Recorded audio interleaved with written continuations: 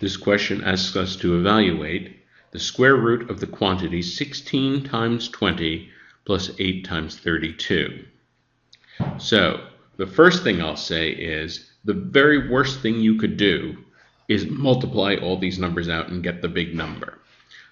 Please do not do any kind of multiplication that will wind up with 3 and 4 digit numbers on the GMAT. You never need to do that. There's always a simpler way. Now, before we take this monstrosity on, let's just review square root properties. If I'm multiplying two numbers, I can separate a square root by multiplication. But if I am adding two numbers, I cannot separate a square root by addition. That's a very important distinction. So right now we have an addition sign, and we have to be very careful about that.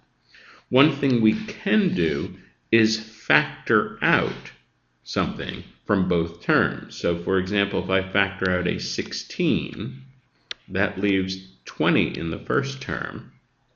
And then if I factor out a 16 from the 32, that leaves 2. So I'm left with 8 times 2 in the second term. Well, now I can separate by multiplication. Square root of 16 times the square root of 20 plus 8 times 2, which is 16.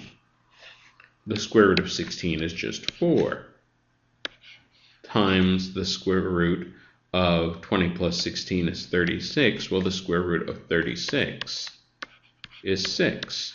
So this is just 4 times 6, which is 24. Again, notice I was able to get through this entire problem only with 2-digit numbers. If you ever start doing anything that winds you up with 3- and 4-digit numbers, you are making it very difficult, much more difficult than it needs to be on the GMAT. 24, and the answer is B.